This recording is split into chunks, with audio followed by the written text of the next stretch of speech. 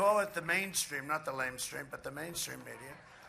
But it's I guess the fourth largest. It's the oldest newspaper in the U.S. I think it was Alexander Hamilton founded it, right? And they should be very proud of what they're doing, because the New York Times refuses to write about it. And the fake Washington Post, which is a total fake, that's a lobbyist for Bezos and the group, okay, for Amazon. But he calls it the lobbyist. He must call it that. I call it the lobbyist, okay? You own the Washington Post, you have a little power. It's a free lobbyist. Although it's probably not a free one. It probably costs him a fortune. But it gives him what he needs. But it's fake. And if you look at NBC and MSDNC, right? And if you look at ABC, how about Stephanopoulos the other day? Right? He interviewed me 2 weeks ago. He gave me a tough interview, but I didn't consider it unfair, although it turned out the audience was stacked against me, There were some Trump people and some Biden people and some... Well, no, it didn't work out that way, did it? And actually, they were very nice, right? The one woman said how handsome I was. The one woman... No, it's true. I'd rather have that. I'd rather have that than have her say, you're a wonderful politician. No, with that, I'd rather have her say, what's better than that, right, Michael? You're so handsome. You have such a great smile. But see, here's what happened with her. She was so nice, but she was supposed to be like, I think, a former Hillary supporter. But the way she said it to me, it was so nice. And then, after the show, and she said it, right? Did anyone see that? It was so lovely. And then after the show, she went rogue.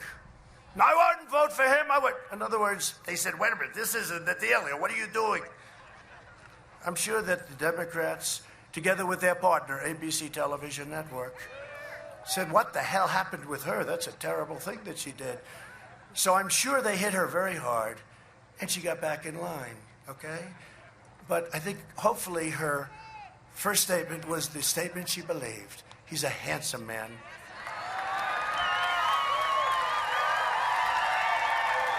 See, now, the fake news will say, President Trump went on a rant talking about how handsome he is. They don't understand. He went on a rant. It was a terrible thing. We don't think he's handsome. Actually, they think I must be the most unattractive human being they've ever seen. Except what they don't realize is without me, they will have ratings that will nosedive. They'll go out of business, every one of them. Right? I'm making this speech a little bit longer, then I'm looking at this crazy Nevada sun, and I'm sitting here with his white skin. But who the hell cares if I get a little sunburn, huh?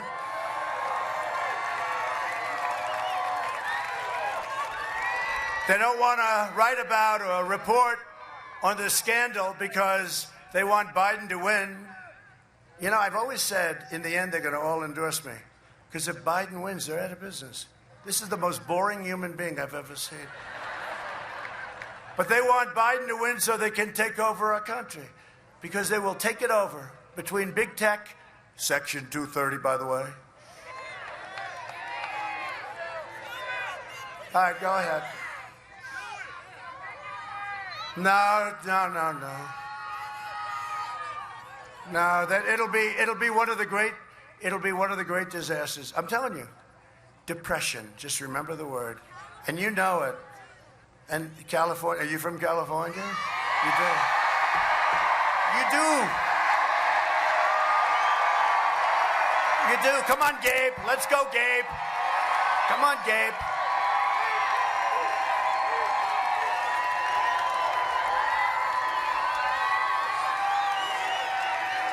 I just left. I'll tell you what. So I just left California. And I was in a place that was sort of Republican.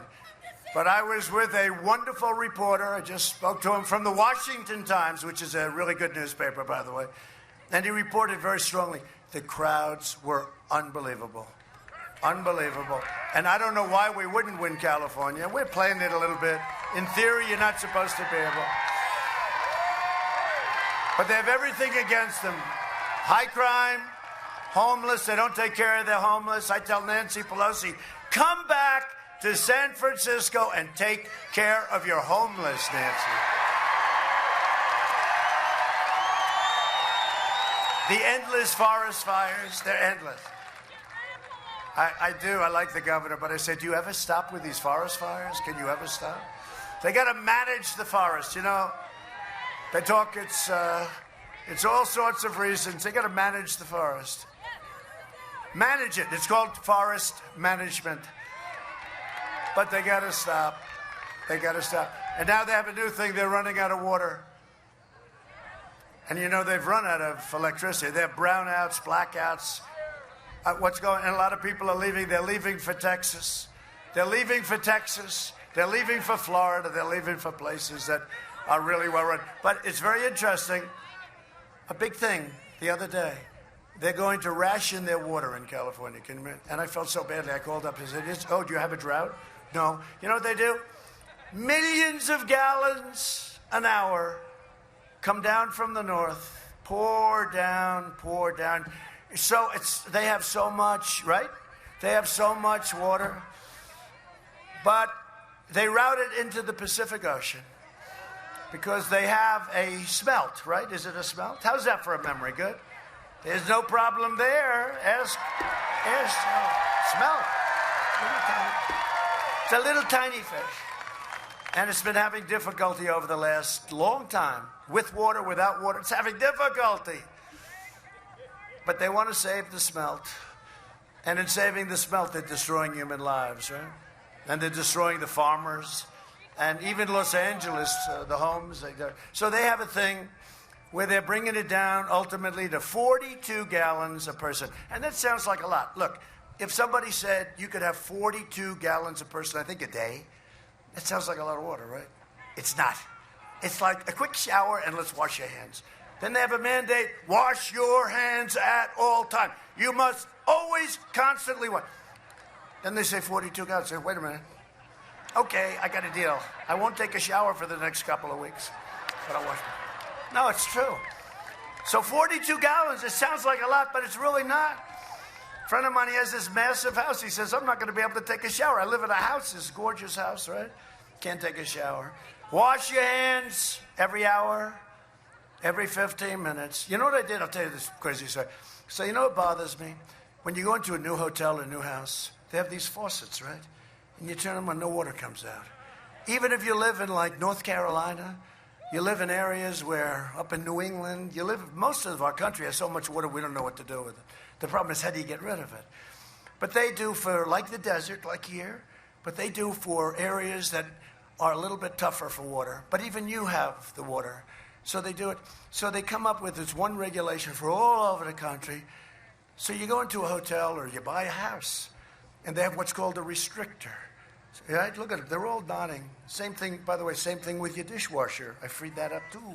The dishwashers, they had a little problem. They didn't give enough water. So people would run them 10 times. So they end up using more water.